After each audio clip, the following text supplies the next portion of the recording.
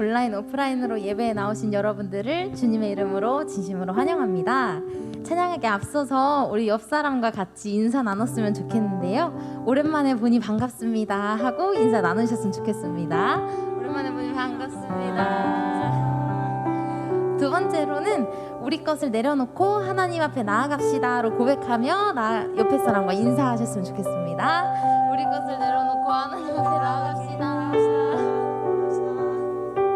네, 우리 이제 찬양을 할 건데요. 찬양을 하기 앞서서 우리 가사를 하나하나씩 묵상하며 함께 찬양으로 나아가기를 소망합니다.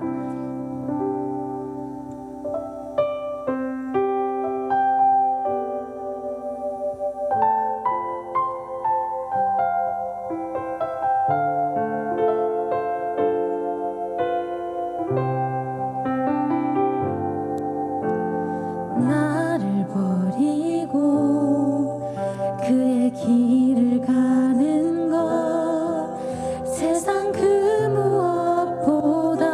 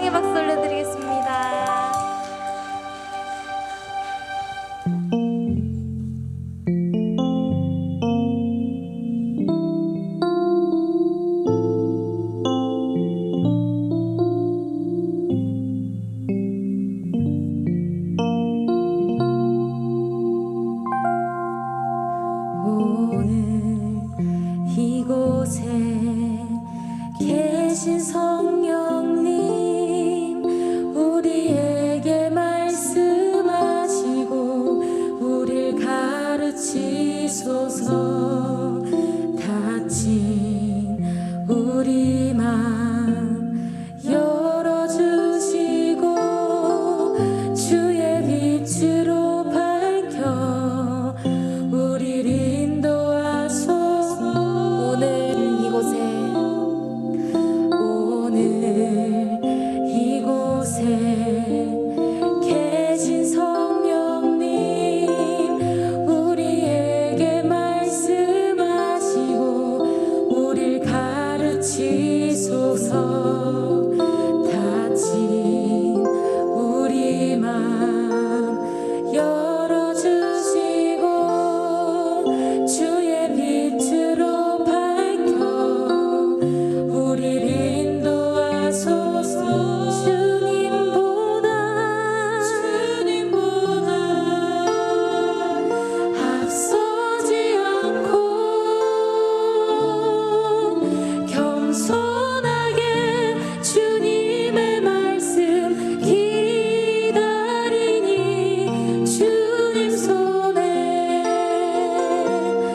우릴 드립니다. 사랑으로 인도하소서. 처음부터 다시 고백하시겠습니다. 오늘 이곳에 계신 성령님 우리에게 말씀하시고 우릴 가르치소서. 닫힌 우리 맘 열어주시고 주의 빛으로 밝혀 우릴 인도하소서. 오늘 이곳에 계신 성령님 우리에게 말씀하시고 우릴 가르치소서. 닫힌 우리 맘 열어주시고 주의 빛으로 밝혀 우릴 인도하소서. 주님보다 앞서지 않고 겸손하게 주님의 말씀 기다리니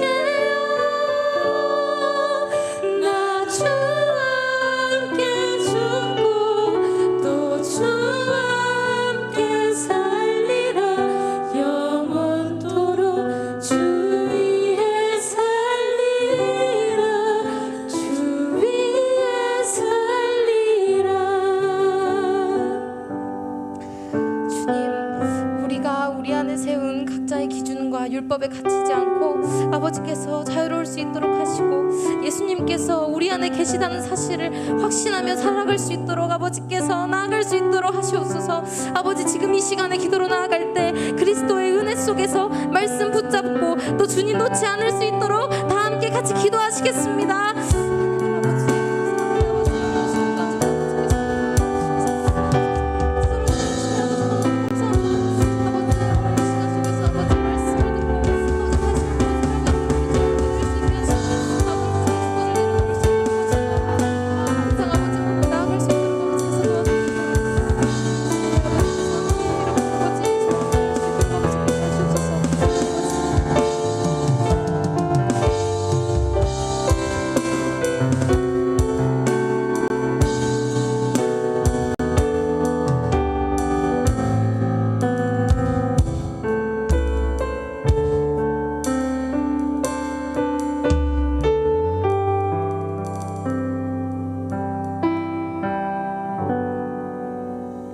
사랑의 하나님, 오늘도 예배의 자리에 나와 찬양과 기도와 말씀을 듣게 하심을 감사드립니다.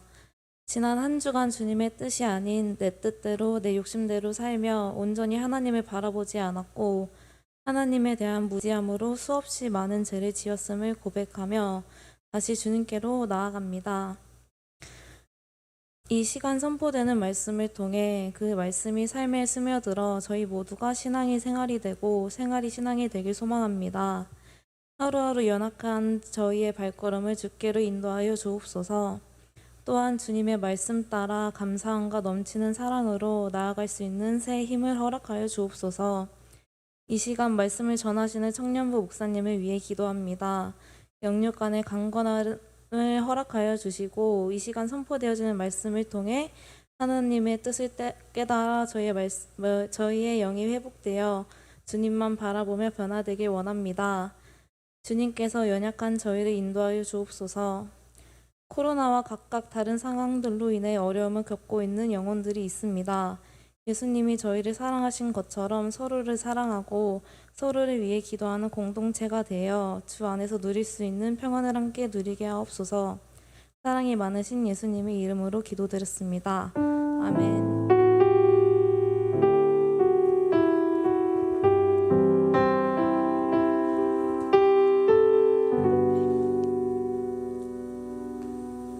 네, 오늘 하나님께서 우리에게 주시는 말씀은 갈라디아서 6장 11절에서 18절 말씀입니다. 신약성경 310페이지에 있습니다. 갈라디아서 6장 11절에서 18절 말씀, 우리 함께 교독하고 마지막 절은 함께 읽도록 하겠습니다. 내 손으로 너희에게 이렇게 큰 글자로 쓴 것을 보라. 무릇 육체의 모양을 내려하는 자들이 억지로 너희에게 할례를 받게 함은 그들이 그리스도의 십자가로 말미암아 박해를 면하려 함뿐이라. 할례를 받은 그들이라도 스스로 율법은 지키지 아니하고 너희에게 할례를 받게 하려 하는 것은 그들이 너희의 육체로 자랑하려 함이라. 그러나 내게는 우리 주 예수 그리스도의 십자가 외에 결코 자랑할 것이 없으니 그리스도로 말미암아 세상이 나를 대하여 십자가에 못 박히고 내가 또한 세상을 대하여 그러하니라. 할례나 무할례가 아무것도 아니로되 오직 새로 지으심을 받는 것만이 중요하니라. 무릇 이 규례를 행하는 자에게와 하나님의 이스라엘에게 평강과 긍휼이 있을지어다. 이후로는 누구든지 나를 괴롭게 하지 말라. 내가 내 몸에 예수의 흔적을 지니고 있노라. 형제들아, 우리 주 예수 그리스도의 은혜가 너희 심령에 있을지어다. 아멘. 네, 오늘 봉독된 말씀을 가지고 십자가 복음을 자랑하라, 십자가 복음을 자랑하라는 말씀의 제목으로 하나님의 은혜를 나누도록 하겠습니다. 우리가 시간이 지나고 나면 지난 순간들을 돌아보면 우리에게는 많은 흔적들이 있습니다. 좋은 기억의 흔적들, 또 아픔의 기억의 흔적들, 여러 흔적들이 있는데요. 이제 그 흔적들을 돌아보면 이제 많은 이야기들이 담겨져 있습니다. 그래서 저마다 그 흔적에는 아픔과 또는 기쁨과 또는 행복과 여러 가지가 담겨져 있는 의미들이 있는데요. 길거리를 가다 보면 가끔가다 말다툼을 하는 사람들을 좀 보게 되는데요. 굉장히 옥신각신 막 다투게 됩니다. 그래서 조금 보고 있으면 굉장히 재미있는 일들이 벌어지는데 이제 서로 큰 소리로 싸우다가 뭔가 잘 풀리지 않는 거예요. 자기의 주장이 뭔가 잘 풀리지 않다 보니까 서로 막 이렇게 옥신각신 뭐 반말도 하고 또 큰 소리로 이야기도 합니다. 그러면서 서로 나이를 묻기 시작합니다. 너 몇 살이야? 너 나보다 어린 것 같은데 너 몇 살이야? 이러면서 쉽게 얘기해서 또 민증을 까보라고 이야기하면서 내가 나이가 더 많은 것 같으니 내가 좀 더 너보다 낫다라는 우위를 차지해 보겠다라는 그런 속셈에서 그런 겁니다. 그리고 그래도 뭔가 안 될 것 같으면 막 인맥을 동원하기 시작해요. 야, 너 내가 누군지 알아? 너 우리 아버지가 뭐 하는 사람인지 알아? 너 우리 친척에 누가 뭐 하시는지 알아? 이러면서 인맥을 막 동원하기 시작하는 거예요. 그런 이유는 온갖 인맥을 동원해서 내가 좀 더 이 사람보다 뭔가 나아 보이게 하려고 하는 그런 속셈이 있는 겁니다. 그러다 보면 이제 좀 이렇게 나이 지긋한 아저씨들은 갑자기 막 우통을 벗기 시작하세요. 마음서 막 싸우려고 하는데 막 실제로 싸우진 않지만 막 굉장히 옥신각신하면서 막 속으로 막 이런 생각이 들 정도로예요. 도대체 저분들 왜 저러지? 라고 하는 순간 그분들이 이렇게 얘기합니다. 자기 몸에 흔적의 상처를 보이면서 내가 있잖아, 야, 옛날에 17대 1로 싸워서 이겼어 막 이러면서 그 흔적을 보여주면서 또 그 흔적을 보는 사람은 뭐 문신이나 뭐 이런 상처의 흔적을 본 사람은 굉장히 위축이 되면서 자기의 마음을 쓸어내리는 그런 경우가 있습니다. 결국 이런 흔적을 보여주며 본인이 우위를 차지하고자 하는 행동인데요. 그러면 우리는 그 흔적을 보고 그 흔적에 따라 공손히 대하든지 또는 정중히 사과를 하든지 그런 반응을 보입니다. 바로 흔적은 그 사람의 어떤 이야기를 대변해 주는 건데요. 무언가를 대변해 주는 영광스러운 거라는 겁니다. 그런데 신앙생활에서도 이러한 흔적이 필요한데요. 그것을 그리스도의 향기라고 표현하기도 하고요. 또는 십자가의 복음의 흔적이라고 이야기할 수 있습니다. 과연 바울이 이 갈라디아서를 마무리하면서 우리가 총 12주간의 기간을 걸쳐서 우리가 갈라디아서를 보았는데요. 결국 마지막으로 사도 바울이 이야기하고 싶은 그 흔적이라는 것은 무엇일지 오늘 말씀을 살펴보면서 그 은혜를 나누기를 원합니다. 오늘 본문은 갈라디아서의 마지막 부분에 해당하는 부분이에요. 그래서 이제 크게 두 가지 부분으로 나눌 수 있는데요. 먼저 11절에서 16절에서는 이 갈라디아서의 전체 주제를 다루고 있는, 다시 요약하고 있는 부분이에요. 그래서 결론적으로 훈계를 주고 있는데요. 먼저 바울은 당시의 율법주의자들이 최대 현안이었던 이 할례에 대한 문제에 대해서 다루고 있어요. 그래서 이 거짓 교사들의 이중성을 폭로하면서 할례를 받아야 된다라는 그 사람들의 부당성에 대해서 이야기를 하고 있습니다.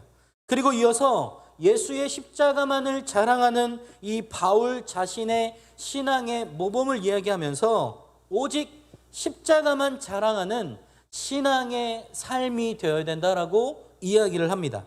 그 다음 17, 18절에는 마지막 당부의 말과 더불어서 이제 축도로 마무리하고 있는데요. 여기서 바울의 마지막 당부의 말은 자신이 강하게 논증하지 않으면 안 되었던 문제로 자신을 더 이상 괴롭게 하지 말고 자신이 전한 이 복음의 진리 앞에 굳건히 서라고 이야기합니다. 특히 여기서 바울은 내가 내 몸에 예수의 흔적을 가졌다라고 단호하게 선포하고 있습니다. 자신이 복음을 위해 엄청난 수고와 헌신과 아끼지 않았던 노력들을 이야기하면서 그간에 전했던 복음이 참된 진리라는 것을 분명히 이야기하고 있어요. 그러면서 다시 한번 강조하면서 갈라디아 교인들에게 바른 진리를 선포하고 있는 것입니다. 그럼 우리가 좀 더 자세히 본문을 살펴보기를 원하는데요. 이 바울 대부분의 서신은요, 대피를 했습니다. 그러니까 자기가 쓴 게 아니라 대부분 누군가를 동원해서 자기의 말을 옮겨서 편지로 써서 그 편지를 전달하는 이런 과정을 거쳐서 이 편지를 썼는데요. 이에 비해서 이 갈라디아서의 특징이 있는데요. 11절과 갈라디아서 3장 1절을 보면 우리가 좀 더 알 수 있습니다. 먼저 11절을 제가 읽어볼게요. 내 손으로 너희에게 이렇게 큰 글자로 쓴 것을 보라. 그 다음에 3장 1절입니다. 어리석도다 갈라디아 사람들아, 예수 그리스도께서 십자가에 못 박히신 것이 너희 눈앞에 밝히 보이거늘 누가 너희를 꾀더냐. 다른 서신들은 제가 얘기했듯이 누군가의 손을 빌려서 대신 편지를 써서 그 편지를 전달했던 방법을 썼습니다. 그런데 이 바울은 11절에 보니까 자기가 친히 친필로 썼던 편지라는 거예요. 그만큼 이 갈라디아 교회의 상황이 굉장히 중요하고 위중한 상황이었다라는 것이죠. 그 이유는 예수를 믿는 복음 외에 율법의 행위로 구원을 얻을 수 있다는 이 율법주의자들의 이 다른 복음이 이 갈라디아 성도들을 혼란케 했다라는 겁니다. 지금까지 알고 있었던 믿음으로 구원받는다는 이 사실을 자꾸 율법주의자들로 인해서 할례도 받아야 하고 행위를 강조해야 또 우리가 천국에 들어갈 수 있다라는 그런 구원받는 그 원리들을 왜곡시키고 있었다라는 거예요. 우리가 다음으로 6장 12절과 4장 21절을 볼 텐데요. 12절을 제가 읽어볼게요. 무릇 육체의 모양을 내려 하는 자들이 억지로 너희에게 헐례를 받게 함은 그들이 그리스도의 십자가로 말미암아 박해를 면하려 함뿐이라. 4장 21절 말씀입니다. 내게 말하라. 율법 아래에 있고자 하는 자들아, 율법을 듣지 못하였느냐. 여기서 바울이 말하는 육체의 모양을 내려 하는 자들, 그러니까 겉으로 굉장히 신앙적으로 잘 보이고 싶어하는 그 사람들을 이야기하는 거예요. 그들은 믿음으로만 구원받지 못한다고 하면서 할례도 받고 율법도 어느 정도 지켜야 한다고 하는 율법 아래에 있는 자들, 교회 안에 들어온 이 율법주의자들을 말하고 있는 겁니다. 이들은 유대주의자들의 박해를 면하기 위해 십자가만이 아니라 율법을 잘 지켜야만 구원받을 수 있다라고 거짓 진리를 왜곡하고 있었던 겁니다. 그러면서 13절에 이렇게 말해요. 할례를 받은 그들이라도 스스로 율법은 지키지 아니하고 너희에게 할례를 받게 하려 하는 것은 그들이 너희의 육체로 자랑하려 함이라. 13절에서 바울은 12절과 마찬가지로 거짓 교사들이 갈라디아 교인들에게 할례를 요구하게 된 동기를 구체적으로 설명합니다. 즉 12절에는 그들이 과격한 유대인들로부터 가해지는 이 핍박을 면하려는 소극적인 동기가 있었다라고 이야기하는 거예요. 이처럼 종교적인 열심은요, 때때로 우리 자신들의 이기적인 욕망에 근거할 때가 때로 있습니다. 즉 누군가의 책망이나 또 성도들의 비방이나 비판이 두려워서 어쩔 수 없이 열심을 내는 경우고 더러 있다라는 거예요. 아니면 자신들의 명성이나 또는 사업상의 이익을 위해 또는 다른 사람들에게 존경받고자 하는 마음에 의해서 열심을 보이는 사람들이 더러 있다라는 겁니다.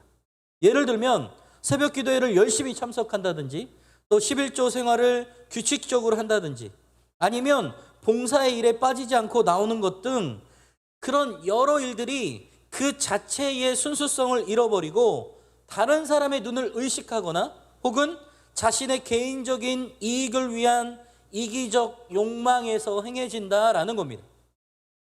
그들은 자신들이 교회 일들을 좀 더 많이 담당하는 것을 다른 사람들보다 하나님의 사랑을 더 많이 받는 것으로 여기는 경우가 더러 있다라는 거예요. 과거에 제가 이제 한인교회에 가서 좀 잠시 머물던 때가 있었는데요. 이 한인교회 사회에서는 뭐 다 그런 것은 아닌데 더러 자기 자신의 사업의 유익을 위해서 신앙생활을 하러 오신 분들도 있고요. 여러 과정도 있어요. 그런데 자기가 어쨌든 신앙생활에 좋은 모습을 보이기 위해서 아까 말했듯이 사람들이 저 사람 정말 열심히 하는구나 라는 모습에 대부분의 보여지는 일들을 열심히 합니다. 그리고는 어느 정도 신뢰를 얻고는 자기의 유익을 얻기 위해 그 관계를 갖는다라는 것이죠. 그러면서 또 그 관계가 어느 정도 틀어지면 또 다른 교회로 가게 되고 이러한 일들이 대부분 많이 있다라는 거예요. 그런데 이러한 것은 진정한 신앙인의 모습이 아니라는 거예요. 이들은 마치 자신들의 율법적인 의를 강구하여서 대단한 종교적 열심을 내던 바리새인들과 아주 비슷하다라는 겁니다. 그들은 정기적으로 금식을 했고요. 또 경전을 연구하고 하루에 3번씩 하나님께 나아가서서 자신이 이방인과 노예와 같지 않은 것에 대해 감사와 기도를 드렸습니다.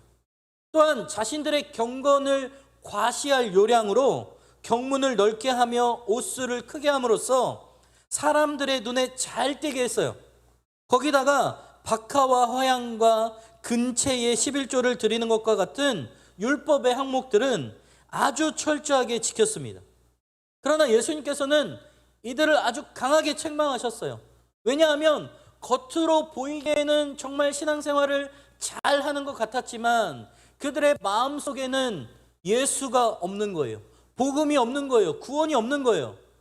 하나님을 믿는 것이 아니라 자기 자신을 믿고 과시하고 다른 사람들에게 잘 보이려고 하는 그런 잘못된 가치관이 그 안에 똘똘 뭉쳐 있었다라는 겁니다. 마태복음 23장 33절에 예수님께서는 이렇게 말씀합니다. 뱀들아 독사의 새끼들아 너희가 어떻게 지옥의 판결을 피하겠느냐. 쉽게 얘기해서 뭐라고 말씀하시는 거예요? 이 악한 사람들아 너희가 어떻게 그런 행위로 인해서 정말 지옥의 판결을 무시할 수 있겠느냐. 너희가 어떻게 천국에 들어갈 수 있겠느냐라는 거예요. 마찬가지로 자신들의 이기적인 욕망 때문에 종교적으로 열심을 내는 자들 역시 이러한 지옥의 판결을 피할 방도가 없다라는 거예요. 왜냐하면 그들의 열심은 오히려 하나님을 욕되게 하는 열심이자 사람들을 실족하게 하는 열심이기 때문입니다. 제가 얘기했죠. 그 사람들은 헌금을 내기 위해서 미리 자루에 동전 금화를 준비해서 남들이 들리게끔 일부러 동으로 만든 항아리에 그 헌금을 콸콸콸콸 쏟습니다. 막 소리가 나겠죠. 사람들이 어떻게 생각할까요? 우와, 저 바리새인들 정말 헌금 너무 많이 하고 열심히 한다라고 하면서 신앙생활에 정말 좋은 어떤 덕을 끼치는 것이 아니라 위축되게 만들고 마음을 어렵게 만드는 거예요. 그들의 마음 가운데는 자기가 좀 더 우위에 있다라는 것을 보여주기 위한 외식적인 행동이었기 때문입니다. 그러나 하나님께서는 어떤 마음을 원하세요? 과부의 두렙돈과 같은 작은 돈이지만 정말 그의 전부 전 재산을 하나님께 드렸어요. 전 재산이 중요한 게 아니라 여러분들에게 전 재산을 드려야 된다라고 말씀드리는 것이 아니라 자기가 가지고 있는 소유를 하나님이 주셨다라고 하는 그 신앙의 고백이 그의 드림 가운데 있었다라는 거예요. 그래서 때로는 우리가 예배를 드릴 때 진정한 엎드림의 예배, 다드림의 예배가 필요하다라는 것이 무엇이냐면 우리가 가지고 있는 모든 것을 하나님께 온전히 드리는 것이 바로 예배라는 거예요. 그 과부는 자신의 모든 것이 하나님께 소유되어 있음을, 그것이 하나님께 속해 있음을 정말 자신의 모든 것을 드림으로 표현했다라는 거예요. 또 마리아는 어땠습니까? 향유 옥합을 깨트려서 사람들이 막 뭐라고 했죠? 아니 그 비싼 것을 깨트려서 너가 도대체 왜 그런 일을 하느냐? 그것을 통해 가난한 사람들을 구제할 수 있지도 않겠느냐라고 이야기를 해요. 근데 예수님께서 뭐라고 말씀하세요? 가난한 사람들은 내가 떠난 뒤에도 구제할 수 있지만 저 여인은 나의 모든 것을 준비하기 위해 나에게 모든 것을 바친 귀한 사람이다라고 그렇게 칭찬을 하십니다. 하나님께서는요 우리의 마음의 중심을 보세요.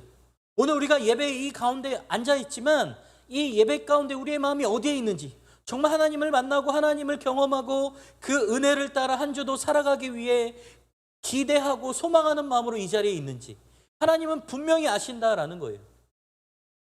우리가 보여지는 것은 단지 잠깐이지만 우리의 마음속에 있는 마음들은 우리가 다 알 수 없어요. 그러나 하나님은 다 아시고 머리털까지 세신 바 모든 것을 아시는 분이라고 이야기하고 있습니다. 그래서 우리의 마음의 중심을 보신 하나님께 마음과 뜻을 다해 온전히 섬기는 신앙생활의 모습을 해야 한다고 사도 바울은 이야기하고 있는 거예요. 바라기는 오늘 여러분들이 이 자리에 있는 이 자리가 정말 하나님을 소망하고 기대하는 하나님께 온전히 드려지는 예배가 되시기를 주님의 이름으로 축원합니다. 우리 다음으로 14절 말씀을 보겠습니다. 그러나 내게는 우리 주 예수 그리스도의 십자가 외에 결코 자랑할 것이 없으니 그리스도로 말미암아 세상이 나를 대하여 십자가에 못 박히고 내가 또한 세상에 대하여 그러하니라. 앞선 율법주의자들의 자랑은요, 육체의 모습이었어요. 외적인 것. 그러니까 어떻게 보이면 내가 좀 더 신앙생활을 잘하게 할 수 있는지, 사람들에게 칭찬받을 수 있는지 육체의 것과 외적인 것을 자랑했습니다. 그런데 이에 반해서 사도 바울의 자랑은 무엇이라고 이야기하죠? 사도 바울의 자랑은 주 예수 그리스도의 십자가라고 고백하고 있습니다. 이 말은 세상이 바울을 십자가에 못 박고 바울도 세상을 십자가에 못 박았다라는 말이에요. 이것은 영적인 구별을 의미합니다. 결코 세상과 타협할 수 없다라는 거예요. 결국 이 말씀은 복음의 사도로 부르심을 받은 이 바울이 그리스도의 이 십자가 사역에 대한 신앙만을 가지며 이것을 전하겠다라고 결연한 의지를 나타내는 고백이라는 거예요. 나에게 오직 자랑할 것, 내가 오직 말하고 싶은 것은 예수 그리스도의 십자가 복음 외에는 없다라고 단언하고 있는 거예요. 결국 이 바울의 이러한 신앙 고백은 사람 스스로 육체에 행한 할례를 자랑하는 이 율법주의자들과 분명히 다른 모습을 보여줍니다. 왜냐하면 율법주의자들은 자신들이 아브라함의 혈통의 족속이라고 여기면서 자신들이 모세의 율법을 준수한다는 사실을 통해 하나님께 나아갈 수 있다라고 믿었기 때문이에요. 우리는 어떤 백성이냐? 아브라함의 혈통이다. 그리고 모세가 율법을 통해 우리에게 준 모든 것들을 우리는 잘 지켜 행하고 있기 때문에 반드시 구원받을 수 있다라고 믿었기 때문이라는 거예요. 이는 구원의 방편에 있어서 우리가 자신의 능력이나 공로를 의지하는가, 아니면 오직 예수 그리스도의 십자가만을 의지하는가의 이 문제의 대결이라는 거예요. 그러므로 우리는 절대로 우리 자신과 십자가를 동시에 자랑할 수 없습니다.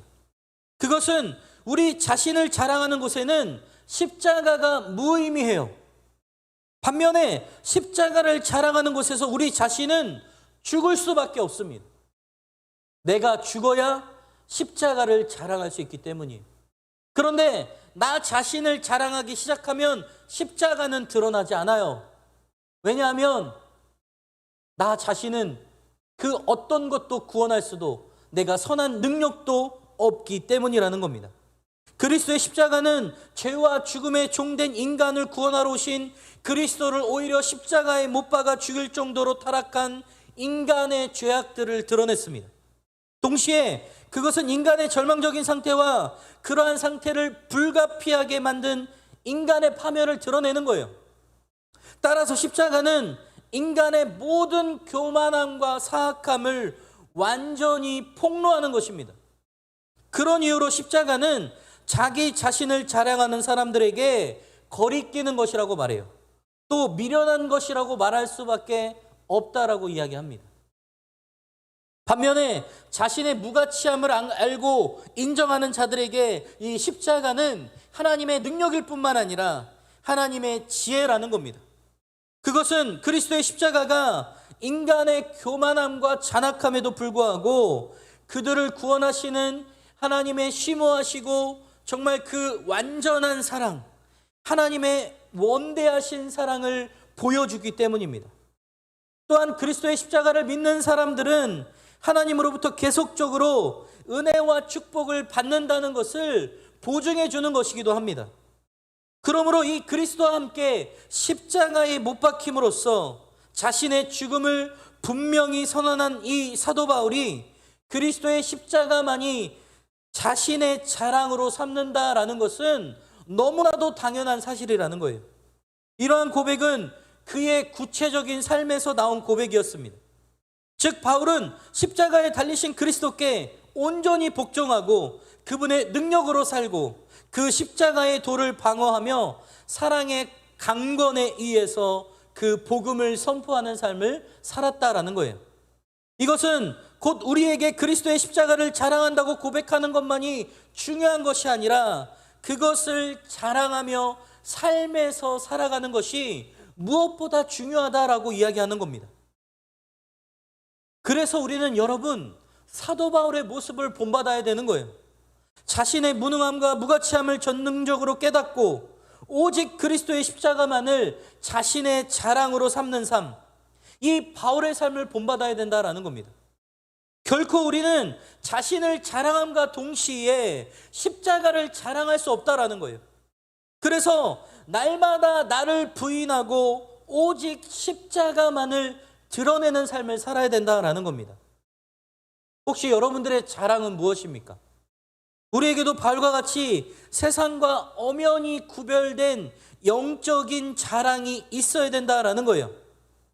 그러나 우리에게 십자가 신앙은 자랑이기보다 부끄러움으로 작용할 때가 때로는 많이 있다라는 거예요. 학교에서 또는 식당에서 식사 기도를 하고 또 직장에서 술을 거부하는 행동은 지극히 작은 것일 수 있지만 그리스도인됨의 자랑이 되도록 해야 합니다. 그러려면 다른 일에도 성실하게, 생활에도 성실하고 정직한 모습으로 날마다 무슨 일을 하든 죽게 하듯 최선을 다해야 된다라는 겁니다. 15절 말씀을 보겠습니다. 할례나 무할례가 아무것도 아니로되 오직 새로 지으심을 받는 것만이 중요하니라. 이 말씀은 그리스도의 십자가 구원의 유일한 방편으로 드러난 그 유일한 복음 외에 성도에게 있어서 가장 중요한 것은 할례를 받느냐 받지 않느냐 하는 것이 아니라 그가 거듭나서 새로 지으심을 받은 자가 되었느냐 되지 못하였느냐라는 문제예요.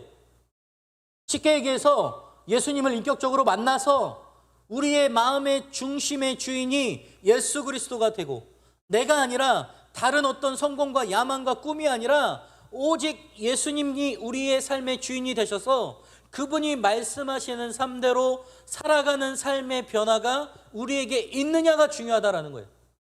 할례, 겉으로 보여지는 표시나 증표가 중요한 것이 아니라 정말 내가 예수님을 사랑하고 예수님을 인격적으로 만나고 그 예수님의 삶을 따라 살고 있는지가 정말 중요하다라는 거예요. 여러분들 우리가 결혼을 하면 결혼 반지를 낍니다. 결혼 예물로 많이 끼죠. 또 내지는 교제하는 사람들이 뭐 100일 반지 또 뭐 1년 반지 많이 낍니다. 근데 여러분 그 반지가 사랑을 이야기하는 척도입니까? 아니에요. 그냥 표시일 뿐이에요. 증표일 뿐이에요. 더 중요한 건 뭐예요? 그 두 사람의 진정한 진실한 사랑이 더 중요한 거예요. 마찬가지로 우리가 정말 예수님을 만나고 그 예수님의 삶을 따라 살고자 하는 그런 마음의 변화가 있느냐가 중요한 것인지 할례를 받았느냐 받지 않았느냐가 중요한 것이 아니라는 거예요. 즉 우리로 하여금 구원을 확신케 하거나 하나님에 대하여 능력 있는 증인이 되도록 하는 것은 할례와 같이 외적인 형식이 아니라 오직 우리의 속사람의 변화, 마음의 변화에 있다라는 거예요. 이 사실은 우리의 기독교가 외면적인 형식적인 종교가 아니라는 거예요. 다른 종교처럼 뭐 절을 많이 하고 뭐 헌금을 많이 하고 무언가를 해야만 구원에 이를 수 있다라는 그 진리가 아니라 우리의 내면의 변화와 정말 우리의 믿음을 통해 하나님의 나라와 저 천국의 시민 백성이 될 수 있다라는 사실을 분명하게 말해주고 있는 거예요. 구약에서 하나님께서는 아브라함에게 할례를 증표로 주셨어요. 내가 너랑 약속한 것에 대해서 내가 무언가 증표를 주기 위해 할례를 주셨습니다. 그러나 그 할례 자체가 그 어떤 의미를 지니는 것이 아니라는 거예요.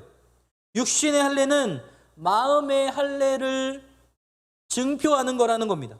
또한 아브라함의 할례를 표를 받은 것은 무할례를 받은 사람, 할례가 없는 사람이 하나님의 약속을 믿음으로 의롭다함을 받은 것을 인친 것일 뿐이라는 거예요. 그럼에도 불구하고 이 율법주의자들은 구원에 있어서 할례를 가장 중요한 차원으로 끌어들였다라는 거예요. 핵심적인 문제로 이 갈라디아 교인들에게 현혹하고 있습니다. 그들은 할례 없이는 아무도 구원받을 수 없다라고 주장했다라는 거예요. 얼마나 어리석은 생각인지 안타깝다라는 거예요. 과거에 이 그것이 알고 싶다라는 그 프로그램에서 한 신흥 종교에 대해서 다뤘던 것이 있어요. 그 신흥 종교, 그러니까 이단이죠. 그 굉장히 주술적이고 미신적인 이단인데 약간 이 기독교 안에서 뭔가 잘못된 교리와 그 왜곡된 진리로 이렇게 태동되었는데 핵심은 이거예요.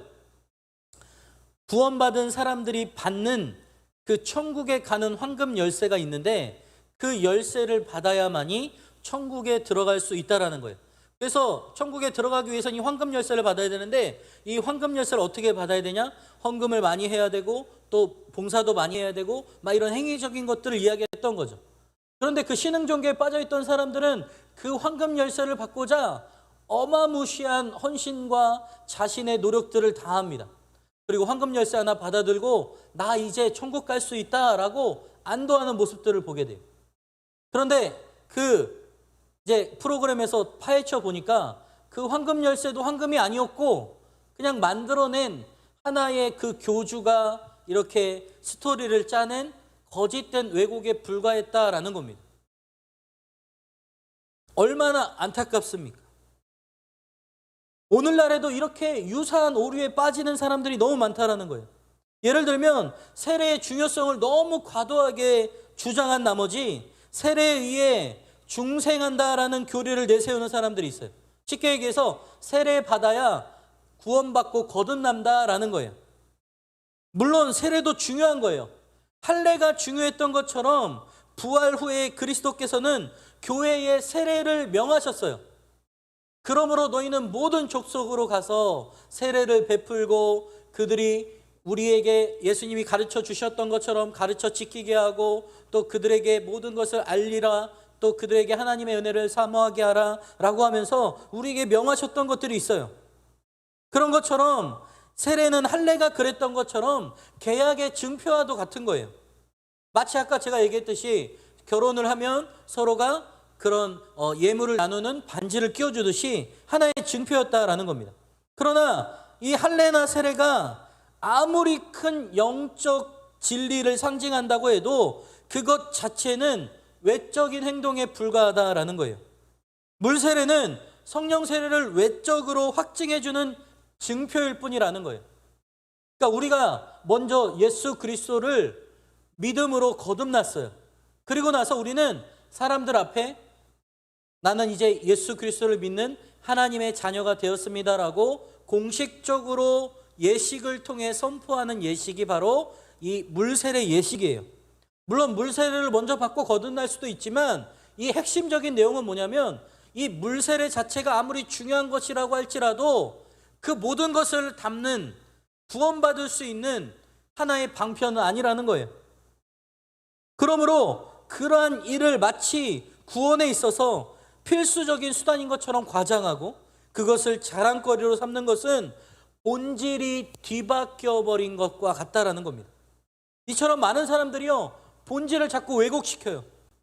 상징적인 것 그 자체를 본질의 내용과 자꾸 맞바꾸려고 합니다. 예수 그리스도를 다른 것과 맞바꾸려고 해요. 야, 너희들은 예수 그리스도를 믿는 믿음으로만 구원받는다라고 하는데 너무 편협한 거 아니야? 너무 독단적인 거 아니야? 그러면 다른 사람들은 뭐야? 너희들만 구원받는 거야? 하나님이 정말 지금까지도 인자가 오지 않는 것은 모든 사람이 구원하기까지 하나님께서 인내하시는 것이라고 말씀하셨어요. 지금도 하나님께서는 얼마든지 모든 것을 심판하러 당장이라도 오실 수 있지만 정말 한 영혼이라도 정말 구원해내기 위해 우리를 축복의 통로로 삼으셔서 예수 그리스도의 십자가의 복음을 믿기만 하면 그들이 변화받고 저 천국 시민 백성으로 변화되어가는 과정들을 지금도 애타게 찾고 계신 분이 바로 하나님이시라는 거예요. 그런데 자꾸 세상은 이 본질을 왜곡시킵니다. 야, 너네가 그렇게 사는 거 정말 바보 같은 일이야. 야, 천국이 있다고? 아이, 무슨 말을 해? 야, 지금 세상이 어떤지나 알아?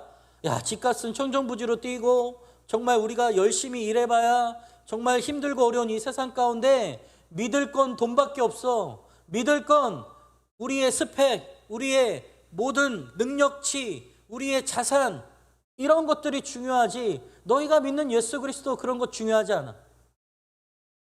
세상은 이렇게 말하면서 사람들을 비교하고 사람들을 업신여기고 사람들을 평가하고 사람들을 저 밑으로 추락시켜서 때로는 내가 무가치하다고 여기며 내 스스로 목숨을 끊게 되는 놀라운 일들이 지금 주변에서 많이 일어나고 있다는 거예요. 여전히 OECD가 선정한 자살률 국가 1위예요. 그리고 수많은 사람이 지금도 내 스스로 이렇게 살 바엔 죽을까라고 여기며 마음을 먹고 있는 사람들이 너무나도 많다라는 거예요. 제가 그 마음을 너무나도 잘 알아요. 왜냐하면 제가 저 밑바닥 구석까지 가봐서 그 자살의 시도를 해보려고 노력했던 사람이었기 때문이에요. 세상은 저를 아주 비참하고 초라하게 만들어요. 돈 없는 나, 가치 없는 나, 부모도 버린 나, 이 세상에 쓸모없는 나로 만들어버립니다. 그리고 나서 하나님은 온데간데 없이 나는 이 세상에 필요 없는 존재로 만들어버리고 내 스스로 저 깊은 구렁텅이로 빠지게끔 세상은 늘 그렇게 우는 사자와 같이 덤벼든다라는 거예요. 그러나 우리를 포기하지 않는 분이 계세요. 바로 예수 그리스도예요. 하나님께서는 끝까지 우리를 포기하지 아니하시고 언제라도 돌아오면 용서해 주실 뿐만 아니라 정말 그를 하나님의 나라 천국 시민 백성으로 변화시켜 주시고 이 세상에서 가장 존귀한 가치 있는 자로 여기며 우리를 사랑해 주시고 우리를 위로해 주시고 격려해 주시는 유일한 분, 그분이 바로 예수 그리스도 하나님이시라는 거예요. 하나님은요, 예수 그리스도는요, 우리의 인격과 우리의 모든 성품과 모든 것을 하나도 손상하지 아니하시고 늘 우리에게 사랑으로 인도하시는 분이세요. 물론 우리가 죄에 대한 대가를 치러야 될 때도 있습니다. 그러나 우리가 언제라도 예수 그리스도의 이름으로 우리의 죄를 고백하고 주님께 나아오면 우리를 정죄하지 않으세요. 너 그때 왜 그랬니? 너 그때 왜 베드로처럼 나를 3번이나 부인했니? 사울, 너 나를 핍박했던 자였는데 네가 어떻게 나한테 그럴 수 있니? 이렇게 말씀하시는 것이 아니라 너가 설사 그러했을지라도 나를 만남으로 인해 이후에 너의 삶은 온전한 정말 사람을 낚는 어부의 삶으로 변화될 수 있다라고 여기시며 또 사울은 하나님의 사도된 바울로 변화시키셔서 하나님의 복음을 전하는 삶로 변화시켰던 것처럼 지금도 여전히 우리의 삶 가운데 인도하신다라는 겁니다. 그러므로 우리는 이 신앙생활을 면면히 돌아보아서 외적이거나 다른 누군가에게 보여주기 위한 그러한 부분이 있다면 모든 것을 내려놓고 하나님의 진정한 말씀의 변화를 받는 우리 모두가 되시기를 주님의 이름으로 축원합니다. 우리 다음으로 17절 말씀을 보겠습니다. 이후로는 누구든지 나를 괴롭게 하지 말라. 내가 내 몸에 예수의 흔적을 지니고 있노라. 본래 이 흔적이라는 것은요, 여러분들 과거의 그 드라마 기억나는지 모르겠어요. 이 추노라는 그 드라마가 있었는데요. 이 추노꾼에게 이마나 어디 몸에 자기가 노예라는, 그러니까 추노꾼이라는 흔적이 있습니다. 마치 문신과 같이. 그런 것처럼 과거에도 노예들은요, 노예라는 낙인과 같이 찍혔던 표시들이 있었어요. 그런데 본문에서 말하는 이 예수의 흔적은 그런 것을 말하는 것이 아니에요. 바울이 가진 이 예수의 흔적은 예수의 종된 흔적을 말합니다. 이는 앞서서 갈라디아 서도에서 말했던 것처럼 율법주의자들이 바울의 사도직을 비판했기 때문에 하는 말이기도 하고 고난이 있어도 그리스도의 종으로서의 역할을 하고 있다는 믿음의 고백이기도 합니다. 그래서 이 십자가의 흔적을 가진 삶은 결국 삶 속에서 예수 그리스도의 종된 삶을 살아간다라는 거예요. 모든 말씀의 목적은 그 말씀대로 사는 것에 있습니다. 따라서 말씀만 아는 것은 신앙의 절대가 아니라는 거예요. 말씀대로 사는 자리까지 나아가야만 그 신앙이 온전한 신앙이라는 겁니다. 말씀대로 사는 절대 기준은 윤리나 도덕, 경건, 또 어떤 우리의 모습이 아니라 복음 그 자체라는 거예요. 바로 복음을 힘입어 사는 것이 그리스도의 종된 삶이라는 겁니다. 그리고 그러한 증거들을 나누며 살아가는 것, 그것이 예수 그리스도의 흔적이라는 거예요. 따라서 이 예수의 흔적이라고 하는 것은 바울이 예수 그리스도의 종됨을 나타내는 증표와도 같다라는 거예요. 동시에 이것은 예수님의 복음을 증거하던 바울이 그로 인해 받게 된 이 핍박과 고난의 상처를 가리키는 거예요. 이처럼 그리스도인의 복음으로 인해 받게 되는 이 핍박의 상처는 우리 모든 그리스도인들이 지녀야 할 예수의 흔적과도 같다라는 겁니다. 실제로 바울은요, 매우 큰 핍박과 고난을 받았던 사람이었어요. 그는 복음 전도의 수고를 넘치도록 하고 옥에 갇히기도 하고 또 더 많이 맞기도 하고 매도 수없이 맞고 여러 번 죽을 뻔 위기에 처했던 사람이었습니다. 바울이 매를 맞은 경우를 보면요, 유대인들에게 40의 감암매를 한 번 맞았고요, 또 5번이나 맞게 되고 태장으로 3번, 돌로 한 번 맞았습니다. 실제로 갈라디아 지방의 한 루스드라에서 돌을 맞은 후 죽은 것으로 여겨져서 성 밖에 내어버려졌던 적이 있었습니다. 그러나 바울은 결코 그러한 핍박과 고난을 불평하거나 피하려고 하지 않았습니다. 오히려 그는 그러한 핍박과 그로 인한 상처들을 그리스도의 복음을 위한 증거로 삼았어요. 바울의 이러한 모습은 오늘날 우리에게도 중요한 좋은 모범이 된다라는 거예요. 오늘을 사는 그리스도인들이 신앙생활을 하는 것이 쉽지 않은 것이 사실이에요.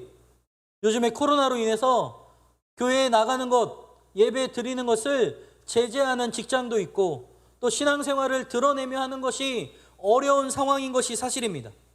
그러나 여러분, 아무리 그러한 어려움이 있더라도 우리의 생명 대신 예수 그리스도의 흔적을 세상의 것과 바꿀 수는 없다라는 거예요. 우리가 찬양으로도 고백하죠. 나 무엇과도 주님을 바꾸지 않으리. 우리가 찬양으로만 고백하는 것이 아니라 실제로 삶에서 세상의 그 어떤 것과 바꿀 수 없는 예수 그리스도를 믿는 믿음의 삶, 이것이 너무나도 중요하다라는 거예요. 왜냐하면 그것은 생명 대신 진리이자 구원의 길로 가는 유일한 길이기 때문이에요. 그래서 오직 예수예요. Only one way. 한 길밖에 없어요. 오직 예수밖에 없어요. 그러나 오늘날 조금 어렵고 힘들고 핍박과 방해가 오면 그것을 두려워하고 회피하는 경향이 덜어 있다라는 거예요. 이러한 행동은 모두 우리가 예수의 낙인이 찍혀있는 그 종이라는 사실을 숨기고 거부하려는 그 사실을 말해주고 있다라는 겁니다. 과거에 우리나라에 기독교가 정착할 당시에 엄청난 박해가 많이 있었습니다. 그 중에 한 예를 들어보면요, 이 고려신학교의 학장이었던 이 한상동 목사님이라는 분이 계셨어요. 이 경남 고성군에서 개척교회를 세우셨는데요, 당시 그 마을에 있던 유지들, 그러니까 이제 그 마을에서 좀 잘 살고 또 이렇게 한 자리 하시던 그런 분들이 굉장히 이 목사님을 괴롭혔습니다. 어느 주일날 이제 목사님이 아침에 설교를 하시는데요, 담 너머에서 이제 돌이 날아오는 거예요. 돌은 마루를 향해 맹렬한 기세로 여기저기서 막 날아오기 시작했어요. 얼마나 놀랬겠어요. 그런데 이러한 일들이 매 주일 계속되는 거예요. 그러자 이 한 목사님은 교인들을 방 안쪽에 앉힌 다음에 자신은 마루에 앉아서 날아오는 돌들을 본인의 등으로 다 막았습니다. 수없는 돌들이 날아와서 이 목사님을 때렸으나 그분은 꼼짝도 하지 않고 그대로 그 모든 것을 몸으로 막아내셨습니다. 바울이나 목사님이 왜 그토록 어려운 고난의 길을 마다하지 않고 그렇게 갈 수 있었을까요? 그것은 우리가 받은 사랑과 은혜가 너무나도 크기 때문이에요. 나를 살리시고 구원하신 그 크신 은혜와 사랑은 예수님의 생명을 내어주실 만큼 큰 것이었고, 그 사랑만이 나만의 것이 아닌 다른 예수님을 모르는 자들과도 함께 나누어야 한다라는 사실을 자신들이 깊이 깨달았기 때문이에요. 그래서 그들은 그 길을 마다하지 않고 갈 수 있었습니다. 과거 한 청년 중에 우울증과 조울증이 너무 심해가지고요, 이 조현병도 나타나고 막 뭐 엄청난 막 환상도 보고 막 난리가 났어요. 그래서 본인 스스로 막 이렇게 손목을 긋기도 하고 막 자살 시도를 많이 했던 그런 청년이 있었습니다. 남일 같지 않은 거예요. 왜냐하면 저도 그러한 시도를 해봤기 때문에 그 마음이 얼마나 큰지 아는 거예요. 그래서 이제 그 청년에게 정말 마음으로 다가가서 그 마음을 공감해주고 같이 이야기하고 또 복음을 전하고 함께 상담을 하고 오랜 시간을 보냈습니다. 쉽게 끊어지지 않더라고요. 그 마음들이 쉽게 끊어지지 않더라고요. 이미 그 마음 가운데 자리 잡고 있었던 불안, 또 미래에 대한 염려, 걱정, 근심 이런 것들로 가득 차 있다 보니까 이것을 다 끄집어내고 예수 그리스도만이 내 마음의 중심으로 모시기까지 시간들이 어마어마하게 걸렸어요. 1년 6개월 동안 씨름했습니다. 저도 힘들고 그 청년도 힘든 거예요. 그 청년이 어느 날 저한테 그러더라고요. 막 이런저런 얘기하고 막 이러다가 막 이렇게 뭐 사실 그 영화 쪼코에 나오는 것처럼 막 이렇게 막 자기도 모르게 막 실소해서 웃음이 나오는 그런 것도 있어요. 막 웃으면서 저한테 그래요. 아니 목사님은 도대체 뭔 죄인데 저한테 이렇게까지 하시는 거예요? 라고 묻는 거예요. 제가 그렇게 얘기했어요. 나도 너와 같은 아픔과 상처와 고통과 어려움이 있었지만 하나님께서 그 모든 것을 아시고 나를 회복시키시고 은혜 베푸셨던 그 사랑이 너무나 크기에 내가 받았던 그 사랑을 누군가에게 전해 주어야 된다라는 그 마음의 깊은 깨달음이 있었다. 이거는 내가 너에게 베푸는 은혜가 아니라 하나님이 너에게 나를 통해 주시는 사랑과 은혜라고 이야기하면서 그 청년을 위해 기도하고 한없이 울었던 일들이 생각이 납니다. 그러면서 그 청년이 그런 이야기를 웃으면서 했습니다. 목사님 정말 극한 직업이네요 라고 이야기를 하더라고요. 여러분, 제가 이렇게 사역하는 일들이 직업이라고 하면 절대로 할 수가 없어요.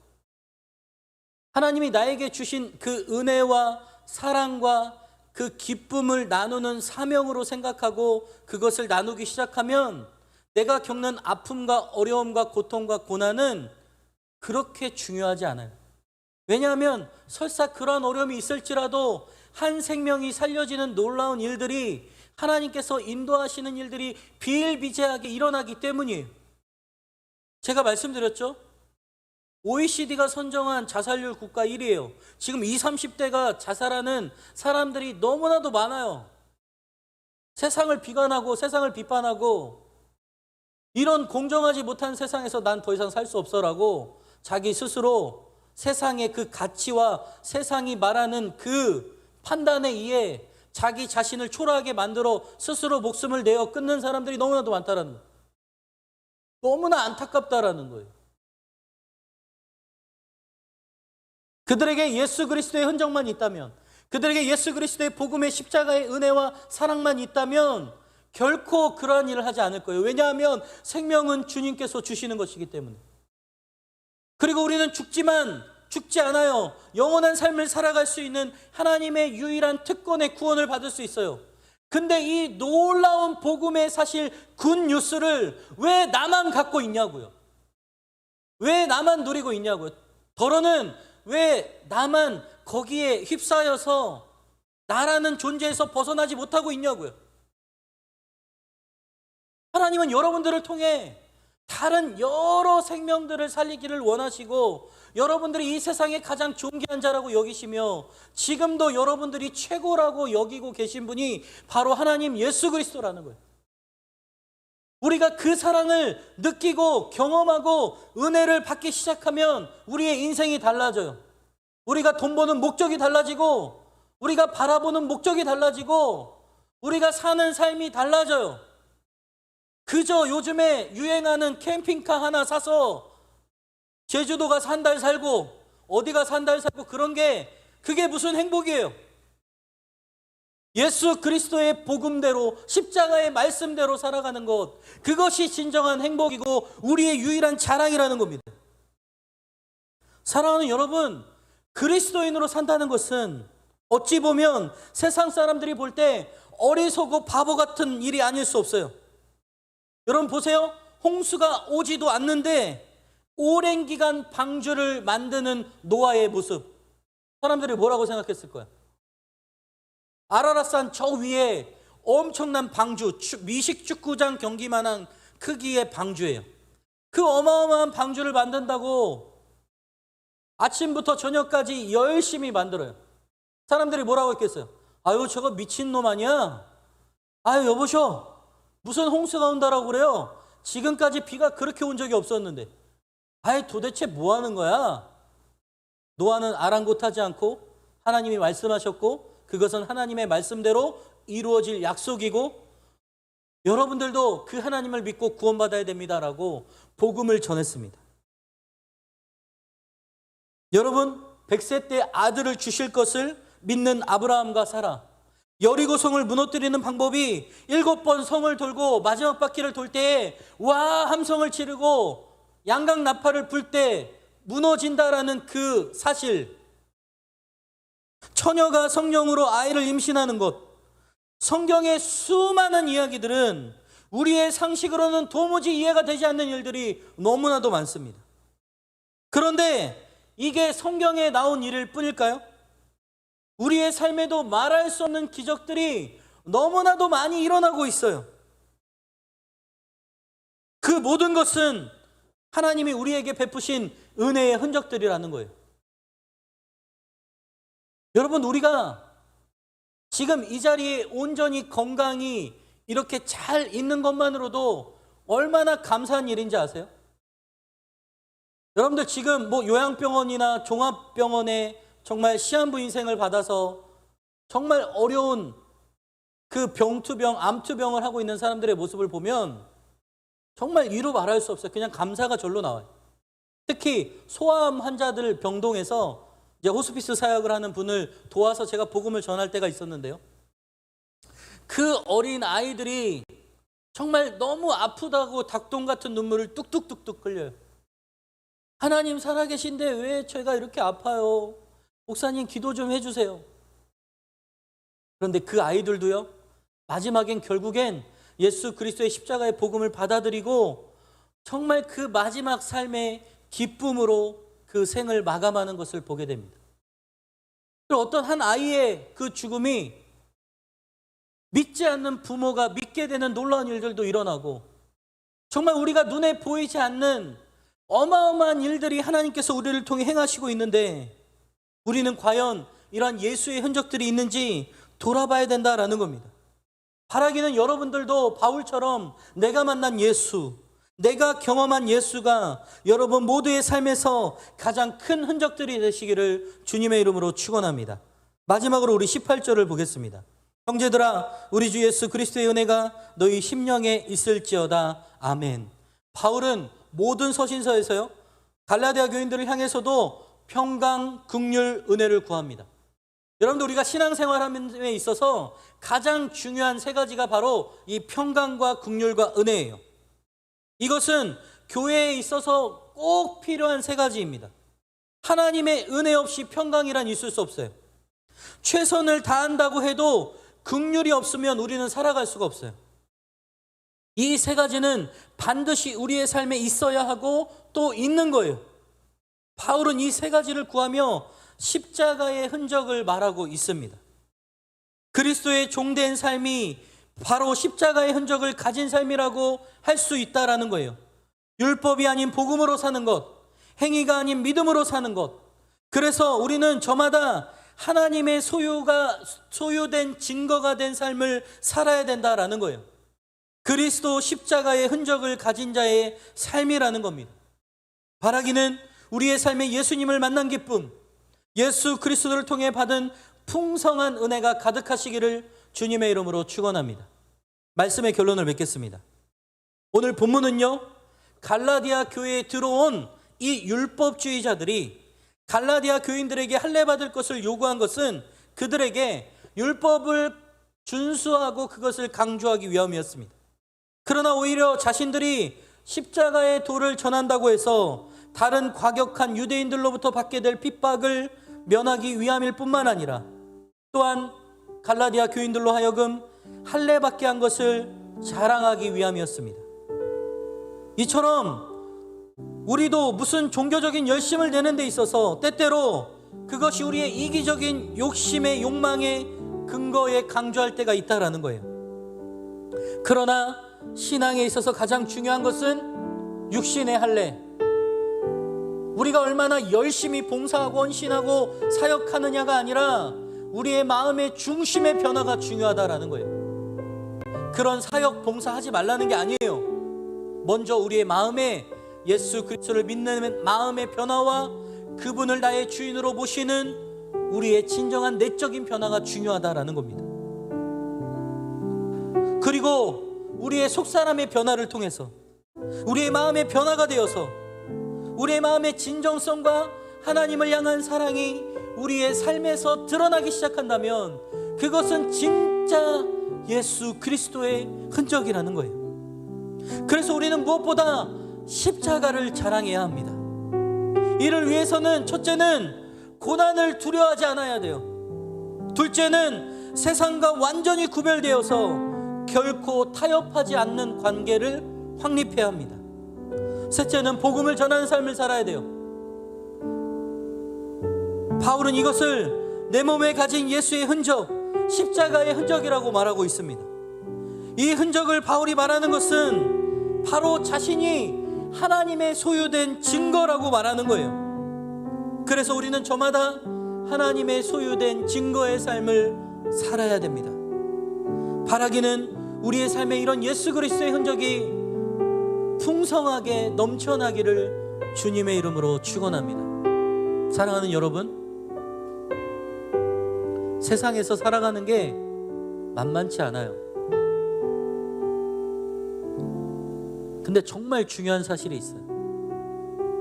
주님과 함께라면 가능합니다. 주님이 우리와 함께 하시고 주님이 우리를 붙드시고 주님이 우리의 모든 것을 함께 하시는 그 성령에 붙들린 예수의 흔적을 가진 사람들은 결코 고난과 핍박과 어려움이 두렵지 않아요. 왜? 그분이 그 모든 것을 이기게 하실 것이기 때문에, 또 그분이 그것을 능히 감당케 하실 것이기 때문에. 사랑하는 여러분, 여러분들 가운데 저마다 어려움이 있는 줄 압니다.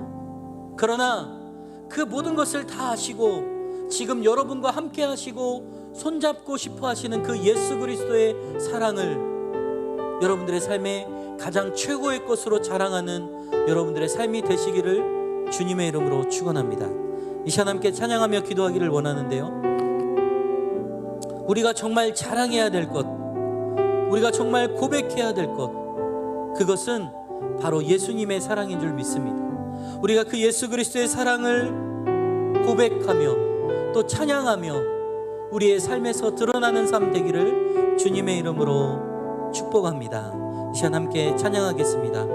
다 표현 못해도 나 표현하리라.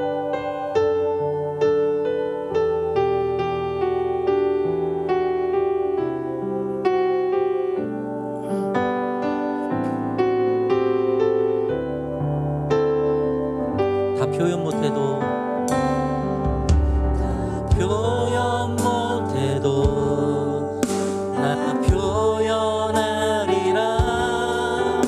나 고백 못해도 나 고백하리라. 다 할 수 없어도 나 알아가리라. 다 담지 못해도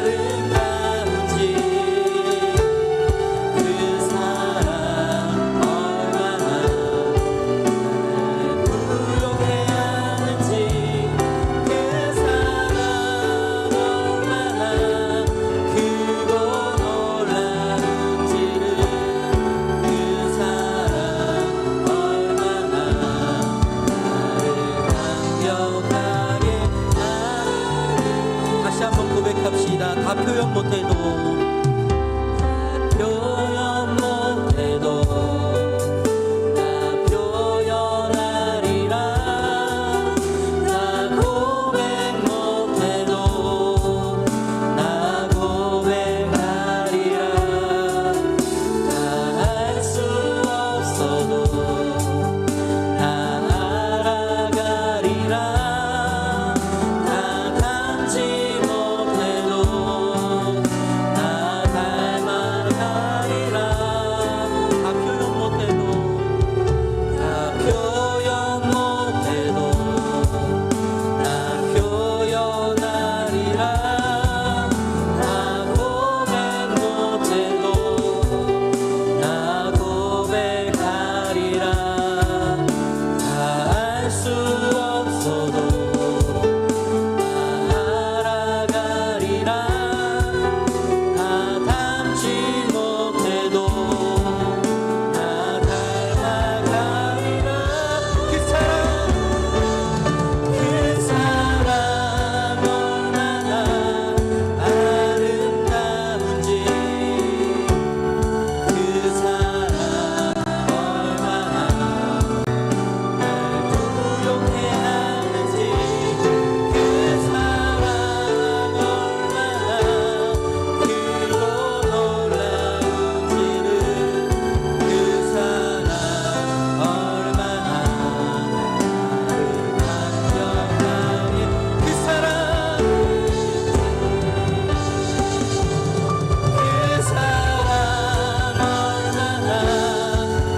아름다운지, 그 사랑 얼마나 날 부욕해 하는지, 그 사랑 얼마나 크고 놀라운지, 그 사랑 얼마나 감격하게. 한 번 더요. 그 사랑 얼마나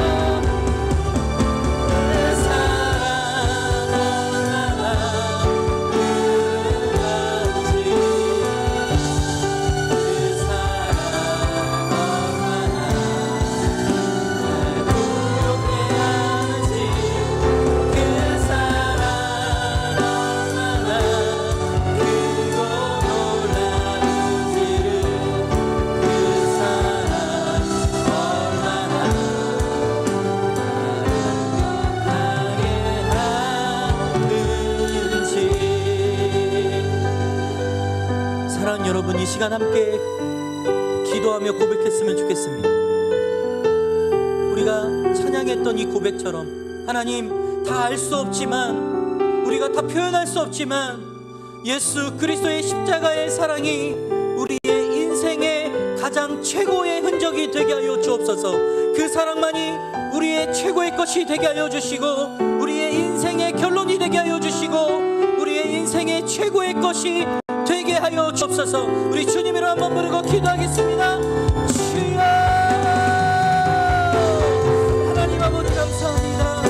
하나님, 오늘 우리가 예수 그리스도의 십자가의 사랑이 우리의 삶의 최고의 흔적이 되게 하여 주시고, 우리의 삶의 가장 최고의 것이 되게 하여 주셔서, 우리의 삶의 우리의 인생에 하나님의 사랑과 예수 그리스도의 사랑만이 우리가 자랑할 것임을 고백하며 나아가는 우리의 신앙생활이 되게 하여 주옵소서. 주님, 우리는 약하지만 우리 안에 사시는 예수 그리스도는 강하신 줄 믿사오니, 하나님이 오늘 이 시간 함께 하여 주셔서 하나님의 은혜와 소망과 사랑으로 역사하여 주시기를 원하오니, 하나님, 오늘도 우리가 삶에서 하나님의 은혜와 소망으로 나아가기를 원하오니, 하나님, 우리가 하나님의 놀라운 생명만을 이루어 주시기를 원하오니, 하나님의 영광 함께 하여 주시고, 성령님 이 시간 함께 하여 주셔서 우리를 만나 주시고 우리를 축복하여 주시옵소서.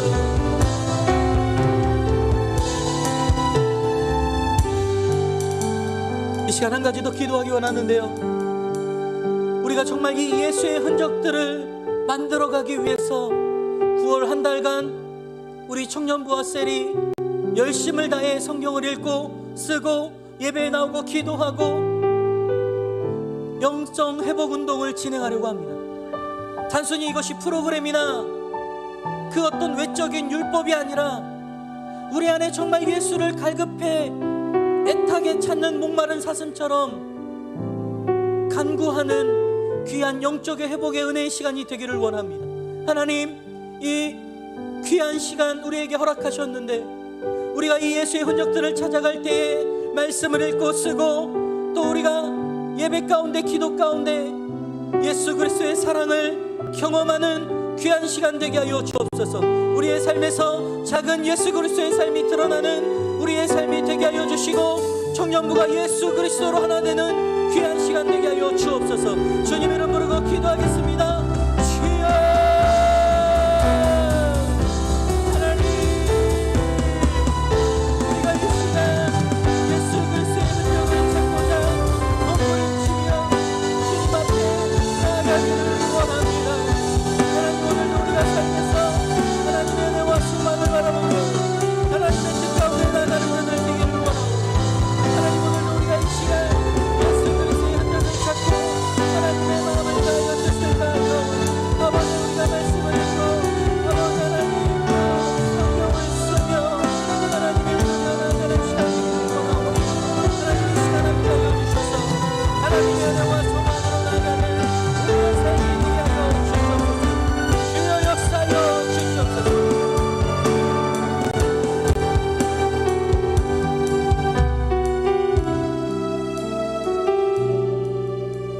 사랑의 하나님, 감사합니다.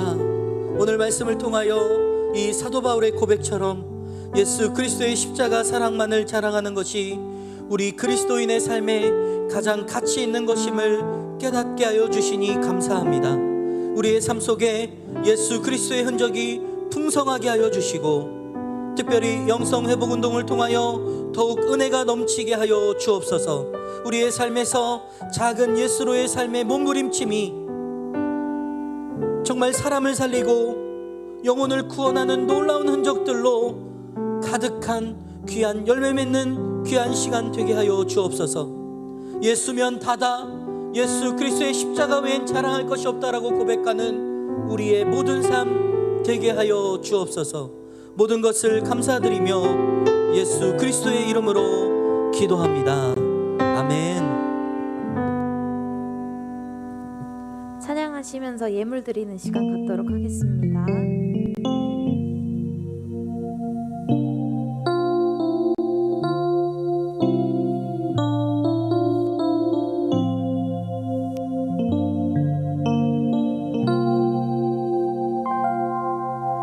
오늘 이곳에 계신 성령님 우리에게 말씀하시고 우릴 가르치소서. 닫힌 우리 맘 열어주시고 주의 빛으로 밝혀 우릴 인도하소서. 주님보다 앞서지 않고 겸손하게 주님의 말씀 기다리니 주님 손에 우리 드립니다. 사랑으로 인도하소서.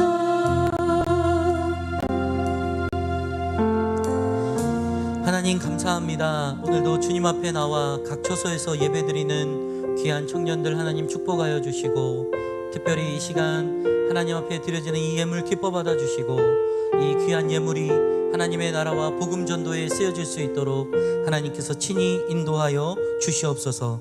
오늘 주신 말씀처럼 내가 오직 자랑할 것은 예수 그리스도의 십자가 사랑의 복음밖에는 없다는 그 고백이 우리의 고백이 되게 하여 주시고 날마다 예수 그리스도의 흔적이 넘치는 기쁨의 삶이 되게 하여 주옵소서. 9월 한 달간 영성 회복 운동을 통해서 우리 모두가 회복받게 하여 주시고 예수님의 흔적이 가득한 기쁨의 시간이 되게 하여 주옵소서. 주님, 또 한 주간 세상 가운데 살아가야 합니다.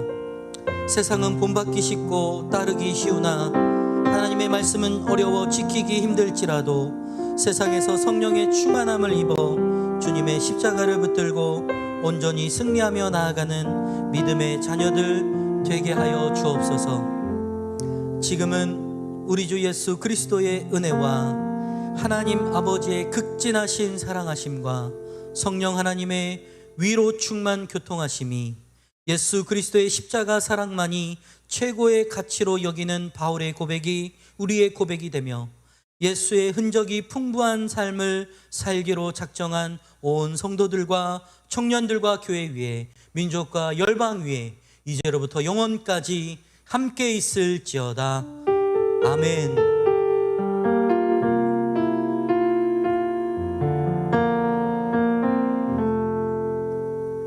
네, 예배가 마쳤습니다. 이 시간 이후에는 사랑의 상자와 광고하는 시간 갖도록 할 텐데요.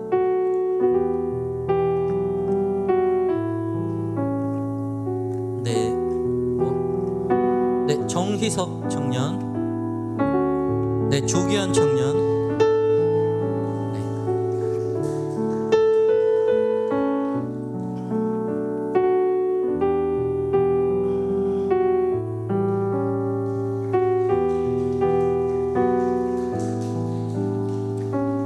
광고하기 전에 제가 먼저 좀 여러분들에게 좀 나누고 싶은 내용들이 있는데요. 그거 한번 띄워주시겠어요?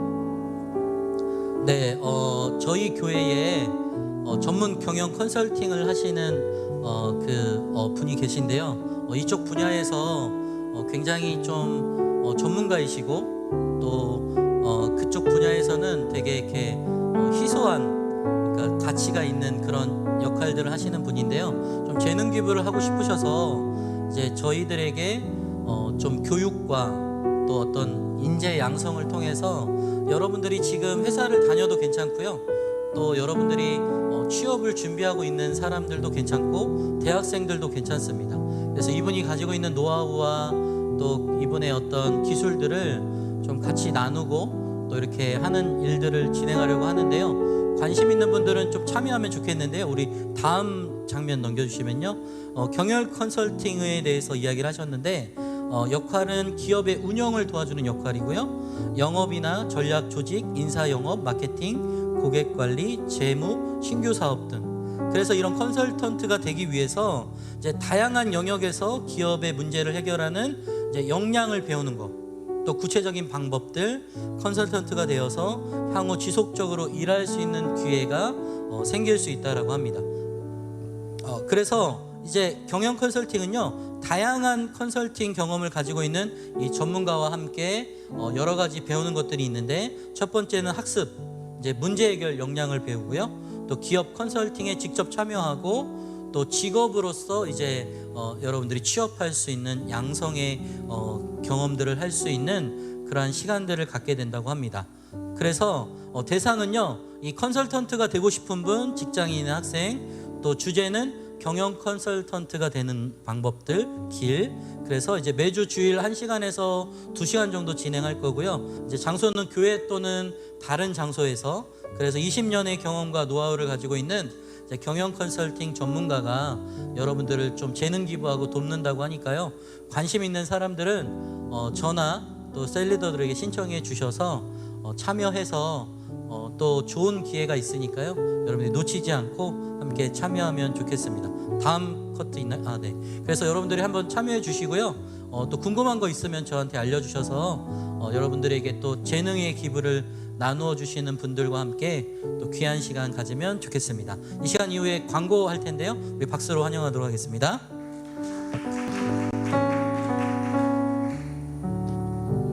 네, 광고 시작하겠습니다. 세간한 청년 공동체를 찾아주신 분들을 진심으로 환영합니다. 예배 후 2층에서 새가족 교육이 있으니까요. 새로 오신 새가족 분들은 2층에서 교육받고 가시면 감사하겠습니다. 네, 계속해서 청년부 예배가 온라인 오프라인으로 진행되고 있습니다. 발열 체크와 QR코드 체크에 함께 해주시고요. 코로나가 빨리 종식되어서 모두 함께 예배드릴 수 있도록 기도 부탁드립니다. 네, 계속해서 화요 기도회가 진행되고 있는데요. 유튜브로 함께 하실 수 있으니까요. 저녁 7시 50분에 많은 참여 부탁드립니다. 네, 저번 주에 공지를 한 것처럼 셀별 영적 회복 운동을 이제 시작하게 될 건데요. 코로나로 어려운 상황이지만 함께 영적으로 부흥하기 위한 취지로 이 영적 회복 운동이 생겨났어요. 그래서 컨텐츠는 성경 통독, 1대1 양육, 성경 읽기, 그리고 쓰기, 매일 예배하기, 기도하기 이런 것들이 있는데 이제 1대1 양육 신청에 대해서 알려드리도록 할게요. 9월에 양육 신청이 있는데요. 90일 동안 성경을 통독하는, 그래서 시간 순으로 성경 읽고 그다음에 1대1 양육도 받을 수 있는 양육인데요. 각 셀리더나 곽성일 목사님께 하시고 싶은 분들은 신청해 주시면 되겠습니다. 네, 오늘 9월 10월 큐티책이 도착을 했으니까요. 신청하신 분들은 예배당 뒤편에서 받아가시면 됩니다. 다음 주 대표 기도는 이수진 청년이고요. 9월 예배위원은 마을장에서 섬겨주시도록 하겠습니다. 네, 셀 모임은 각 셀별로 유동적으로 진행되니까 셀리더의 안내를 받아주시면 감사하겠습니다.